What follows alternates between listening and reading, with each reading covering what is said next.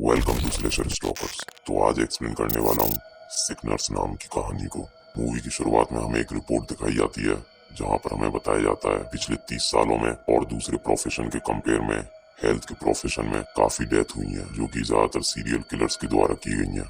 आगे मूवी की स्टार्टिंग होती है जहाँ पर हम मूवी के मेन कैरेक्टर एबी को देखते हैं। एबी के अंदर बहुत से सीक्रेट्स छुपे हुए होते हैं जो कि हमें आगे पता चलते रहेंगे। एबी का प्रोफेशन होता है उन लोगों को मारना जो कि अपनी फैमिली या फिर अपनी गर्लफ्रेंड को चीट करते हैं, यानी कि वो किसी और लड़की के साथ फ्लर्ट करते हैं। और एबी रात के टाइम ऐसे ही लोगों को देखती है जिन्हें वो अपना शिकार बना सके। एक रात एबी बार में होती है जहाँ पर एक आदमी आया हुआ होता है जो कि अपनी फैमिली को चीट कर रहा होता है। वो अपनी लड़की के साथ आता है जहाँ पर वो अपनी लड़की को छोड़कर एंजॉय करने लगता है। एबी उसके पास जाती है और उसे वो अपनी बातों में फंसाकर बिल्डिंग की टेरेस पर ले आती है, जहाँ पर वो पहले तो उसे सीड्यूस करती है, बाद में उसका वो प्राइवेट पार्ट काट देती है और उसे छत पर से धक्का दे देती है, जहाँ नीचे कुछ लोहे की पैनी सलाखें होती हैं जो कि उस आदमी के आर पार घुस जाती हैं, जिससे उसकी तुरंत मौत हो जाती है। वहीं दूसरे दिन हमें पता चलता है कि एबी एक ऑल सेंट्स नाम के हॉस्पिटल में नर्स भी होती है और वो जितना उन लोगों के साथ रूडली बिहेव करती थी जो कि अपनी फैमिली को चीट करते थे, उसके अपोजिट वो उतना ही अच्छा व्यवहार अपने पेशेंट्स के साथ करती थी।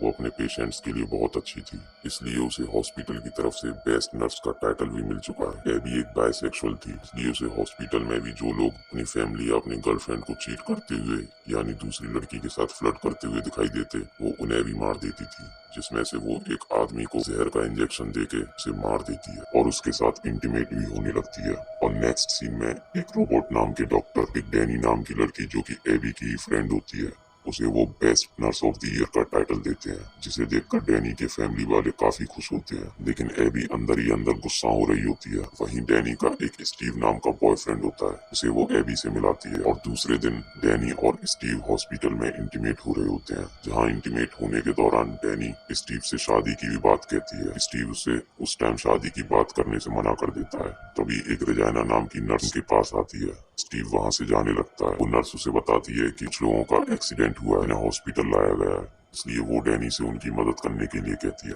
जहां डैनी उन लोगों की हालत देखकर खुद भी डरने लगती है। ये सब देखकर डॉक्टर रोबोट उस पर काफी गुस्सा होते हैं, जहां डैनी रोने लगती है। डैनी को रोता हुआ देखकर एबी को अच्छा नहीं लगता। बाद में डैनी शावर ले रही होती है, जहां एबी उसके पास आने को सोचती है, लेकिन तभी स्टीव का कॉल आ जाता है, जहां डैनी कॉल पर ही स्टीव से लड़ने लगती है। बाद में एबी चेंज कर रही होती है, जहां पर एबी डैनी को समझाती है, तुम उन लोगों को नहीं बचा पाई तो इसमें तुम्हारी गलती नहीं है, और ये कहते हुए वहां से चली जाती है और एबी डैनी को उसके घर पर छोड़ देती है, जहां पर एबी देखती है कि डैनी के स्टेप फादर किसी और लड़की के साथ होते हैं। डैनी अपने स्टेप फादर को देखकर सबके बारे में पूछते हैं, जहां पर डैनी कहती है कि क्या आप मेरी माँ को चीट कर रहे हैं, और उसके स्टेप फादर बिना कुछ बताए वहां से जाने लगते हैं। डैनी ये सब देखकर काफी अपसेट हो जाती है, इसलिए एबी उसका माइंड फ्रेश करने के लिए उसे एक पार्टी में ले जाती है, जहाँ पर ये दोनों काफी एंजॉय करते हैं। और उसी दौरान डेबी काफी ड्रिंक करने लगती है, जहाँ पर एबी उसके साथ काफी फोटोज खींचने लगती है, और डेबी के काफी ड्रंक होने के कारण एबी उसके पास आने लगती है, जहाँ पर वो उसे किस करने लगती है। और वहाँ पर एक दूसरा आदमी भी एबी को किस करने लगता है और उसे गलत तरीके से छूने लगता है।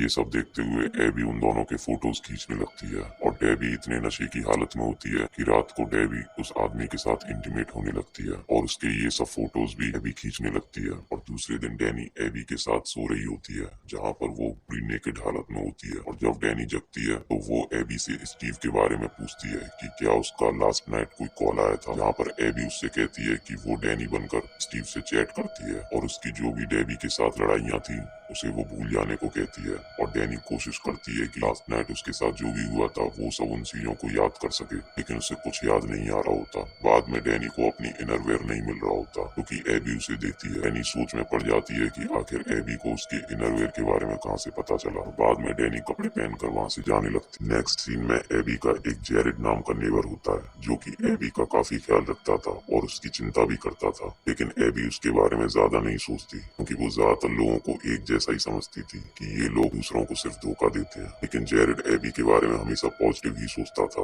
वो उसकी काफी चिंता करता था कि वो किसी प्रॉब्लम में ना आ जाए। एक दिन एबी अपनी बैड मेंटल कंडीशन का बहाना लेते हुए डैनी के स्टेप फादर लैरी के घर आती है, और वो उसे अपनी बैड मेंटल कंडीशन के बारे में बताती है, क्योंकि वो एक साइकियाट्रिस्ट था। लेकिन वो उसके घर इसलिए आती है ताकि आगे चलकर वो उसे भी मार सके, क्योंकि वो भी डैनी की माँ को धोखा दे रहा था। लैरी एबी के बारे में पूछता है, जहाँ पर एबी अपने बचपन के बारे में बताती बताती है वो बचपन में मर्दों से ज्यादा एडिक्टेड थी, इसलिए वो अपनी मदर के साथ अपने फादर के ऑफिस भी कम जाया करती थी। लेकिन वो बताती है कि वो आज जो भी कुछ है सिर्फ और सिर्फ अपने फादर की वजह से है। लेकिन वो लैरी को अपनी पूरी बात नहीं बताती। वहीं लैरी एबी को एक सेक्सुअल प्रोग्राम ज्वाइन करने को कहता है, यहाँ पर वो उसे रोज अटेंड करने की बात करता है। वहीं लैरी एबी को अपना पर्सनल नंबर देता है और एबी भी उसे ये दिखाने की कोशिश करती है कि वो लैरी की तरफ काफी अट्रैक्टेड है। लैरी भी उसकी बातों में आ जाता है। बाद में एबी वहाँ से जाने लगती है।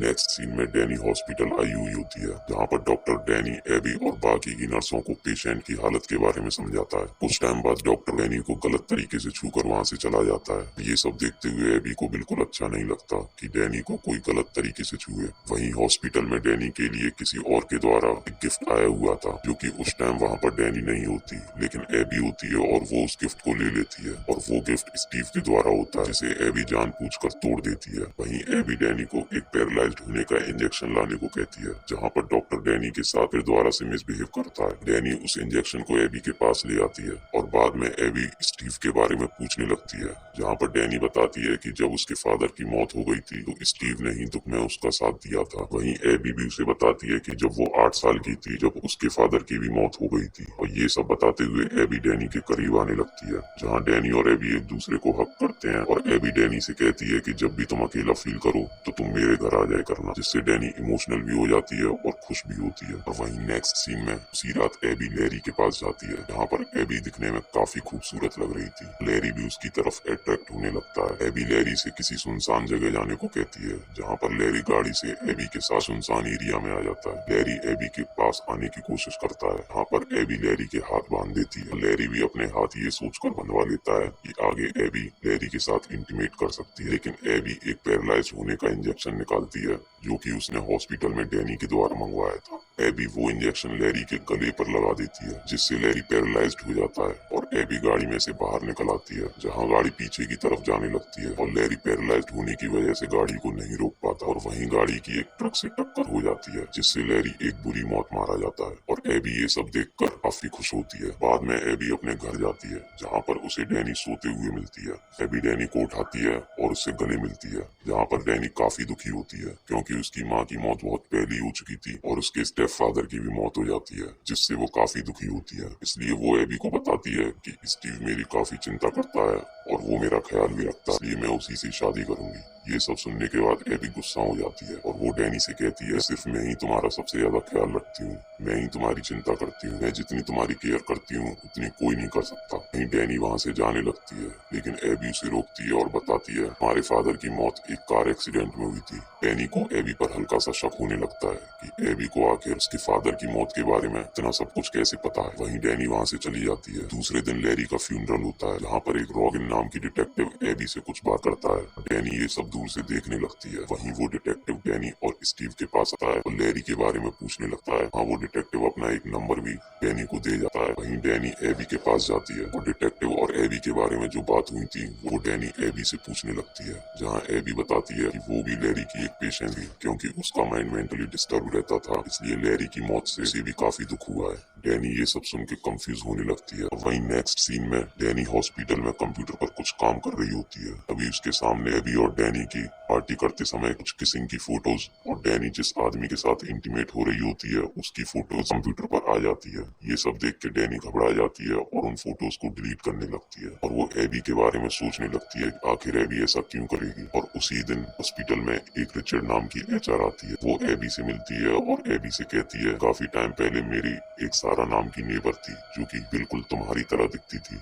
डैनी उन दोनों को बातें करते हुए दूर से देख रही होती है, जहां डैनी को एबी पर धीरे धीरे शक होने लगता है। वहीं रात के समय रिचल अपनी शिफ्ट खत्म करके घर जा रही होती है। यहाँ पर उसे डॉक्टर रोबोट के कैबिन में डॉक्टर रोबोट किसी और नर्स के साथ इंटीमेट हो रहे होते हैं। तभी एबी रिचल के पास आ जाती है और वो उसे एक पार्टी में जाने के लिए इन्वाइट करती है। रिचल भी पार्टी में जाने के लिए हाँ कर देती है। वहीं रात को एबी डैनी को भी कॉल पर पार्टी में जाने के लिए इन्वाइट करती है, लेकिन डैनी एबी से मना कर देती है, क्योंकि डैनी स्टीव के साथ डिनर पर जाने वाली थी और डैनी को वैसे भी एबी पर शक होने लगता है, इसलिए वो सोचती है कि एबी शायद उस पर नजर रख रही है। और नेक्स्ट सीन में डैनी स्टीव के घर जाती है, जहाँ पर वो स्टीव के कंप्यूटर पर एक मैसेज देखती है। वो उस मैसेज पर क्लिक करती है, जहाँ फिर दोबारा से एबी और डैनी की पार्टीज की फोटोज आ जाती हैं और डैनी की उस आदमी के साथ इंटीमेशन की भी फोटो आ जाती है। तभी पीछे से स्टीव आ जाता है और डैनी जल्दी से उन फोटोज को डिलीट कर देती है और स्टीव का ध्यान भटकाने के लिए वो उसे किस करने लगती है। लेकिन डैनी काफी टेंशन में होती है। स्टीव उसकी टेंशन के बारे में पूछता है, जहाँ पर डैनी उसकी बात को टाल देती है और स्टीव किसी काम से अपने घर से बाहर जाने लगता है, इसलिए डैनी रात को उसी के ही घर पर सोती है।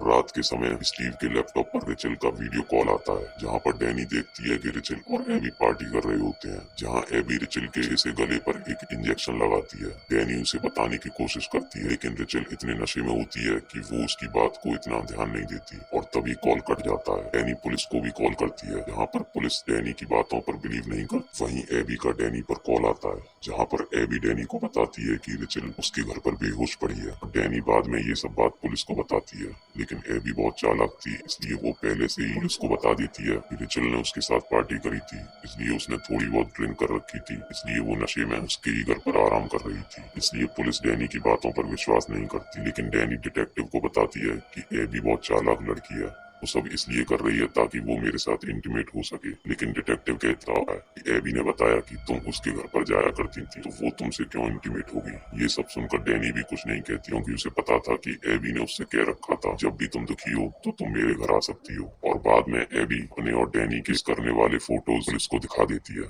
जिससे डिटेक्टिव का पूरा शक डैनी की ही तरफ होता है। और एबी डिटेक्टिव को झूठ बोलते हुए ये भी बताती है डैनी उससे गुस्सा है और वो उसके साथ इंटीमेट होना चाहती है, इसलिए उसी ने ही लैरी को मारा है। क्योंकि जब पुलिस को पैरालाइज्ड होने वाला इंजेक्शन लैरी के पास से मिलता है, तो उसका शक डैनी की ही तरफ जाता है, क्योंकि लैरी ने डैनी के ही हाथों वो इंजेक्शन मंगवाया था और रजिस्टर पर डैनी के ही सिग्नेचर हो रहे थे, इसलिए पुलिस का पूरा शक डैनी की ही तरफ जाता है। वहीं स्टीव भी पुलिस स्टेशन में आ जाता है, जहाँ डैनी स्टीव को फोटोज को दिखाकर उसे समझाने की कोशिश करती है, लेकिन स्टीव उसकी एक नहीं सुनता और उससे ब्रेकअप कर लेता है और वहां से चला जाता है। और नेक्स्ट सीन में एबी देखती है कि डैनी डॉक्टर रोबोट के साथ कुछ बातें कर रही है, जहाँ पर डॉक्टर रोबोट एबी को देखकर डोर लॉक कर लेता है। और वहीं रिचल को भी एबी पर शक होने लगता है, इसलिए वो अपनी पड़ोसी सारा के बारे में इंटरनेट पर जैसे ही सर्च करने लगती है, अभी पीछे से एबी आकर उस पर अटैक करके उसे मार देती है। बाद में डैनी भी एबी के बारे में बहुत सी चीजें जानना चाहती थी, इसलिए वो मेंटल हॉस्पिटल जाती है, जहाँ पर उसे पता चलता है कि जब एबी के 8 साल की थी तो उसके फादर का अफेयर किसी और के साथ चल रहा था। जब एबी को ये सब बातें पता चली तो वो अपना गुस्सा कंट्रोल नहीं कर पाई और उसने अपने फादर का ही गला काट कर उन्हें जान से मार दिया। और एबी का असली नाम एबी नहीं बल्कि सारा ही था। और उसे जब मेंटल हॉस्पिटल में लाया गया तो कुछ टाइम बाद वो मेंटल हॉस्पिटल से भी भाग गई। तब से ही वो ऑल सेंट हॉस्पिटल में अपनी आइडेंटिटी छुपाकर नर्स का काम करने लगती है। बाद में डैनी ये सब बात डॉक्टर रोबोट को बताती है, जहाँ पर डॉक्टर रोबोट एबी को नौकरी से निकालने की सोच लेता है। डॉक्टर रोबोट एबी के पास जाता है, जहाँ पर एबी उल्टा डॉक्टर रोबोट को ही बेहोश कर देती है। और जब डॉक्टर रोबोट को होश आता है तो वो अपने आप को बेड पर बना हुआ पाते हैं, जहाँ पर एबी एक सर्जिकल नाइफ लेती है और उनकी छाती पर पिग लिख देती है। और वो उनका जैसे ही प्राइवेट पार्ट काटने वाली होती है, तभी डॉक्टर रोबोट मना कर देते हैं, इसलिए वो एक मशीन लेती है और उनका हाथ काट देती है। डॉक्टर रोबोट दर्द से बहुत चिल्लाते हैं, लेकिन एबी को इससे कोई फर्क नहीं पड़ता, उसको तो ये सब करने में मजा आता है। और दूसरी साइड डैनी हॉस्पिटल की नर्स को कॉल करती है, जहाँ पर वो रिचल के बारे में पूछती है। बाद में वो रिचल को भी कॉल करती है, लेकिन रिचल का फोन गाड़ी में ही रह जाता है। फिर डैनी एबी को कॉल करती है, जहाँ एबी डिटेक्टिव रॉजिन के साथ इंटीमेट हो रही थी, इसलिए रॉजिन एबी को ही सपोर्ट करता है। बाद में एबी डैनी से कॉल पर बात करती है, जहाँ पर डैनी चिल के बारे में पूछती है। एबी उसे कुछ नहीं बताती और उससे अपना ख्याल रखने को कहती है और कॉल कट कर देती है। बाद में डैनी स्टीव को हॉस्पिटल में ढूंढने लगती है, जहाँ पर स्टीव उसे नहीं मिलता, लेकिन एबी उसे दिख जाती है। फिर डैनी और एबी के बीच में लड़ाई होती है, जहाँ एबी डैनी को बेहोश कर देती है और एबी भी घायल हो जाती है। वहीं डैनी सभी हॉस्पिटल के स्टाफ एबी के बारे में बताने लगती है, जहाँ एक आदमी कॉल करने लगता है, लेकिन एबी उसे इलेक्ट्रिक शॉक देकर मार देती है। वहीं पुलिस भी डैनी को ढूंढने लगती है, जहाँ पर डैनी पीछे से एक आदमी के गले में कैंची घुसाकर उसे भी मार देती है। डैनी और एबी की फिर दोबारा से लड़ाई होने लगती है, जहाँ पर डैनी एक रूम में चली जाती है और उस रूम में जितने भी पेशेंट थे वो उन सबको मार देती है। डैनी और स्टीव उस रूम का दरवाजा खोलते हुए उस रूम में आ जाते हैं, जहाँ स्टीव और डैनी पेशेंट को देखते हैं, जो कि एबी थी। और एबी स्टीव के भी कैंची घुसाकर उसे मार देती है और वहां से भागने लगती है, जहां पर जेरेड आ जाता है। जेरेड एबी का ही पड़ोसी होता है जो कि उससे प्यार करता था। वो डिटेक्टिव को दिखाने की कोशिश करता है कि वो एबी को पकड़ रहा है, लेकिन वो एबी को भगाने के लिए डिटेक्टिव को ही मार देता है और जेरेड अपने प्यार के चक्कर में पुलिस को सरेंडर कर देता है और एबी पुलिस के हाथ नहीं लगती। और कुछ टाइम बाद एबी एक दूसरे हॉस्पिटल में जॉब करने के लिए आती है, जहां पर वो रेचल का ही रूप लेकर उस हॉस्पिटल में जॉब करती है। और इसी के साथ ये मूवी खत्म हो जाती है। और कहानियां सुननी है, सब्सक्राइब कर दो, क्योंकि अभी तो शुरुआत हुई है। Thanks for watching.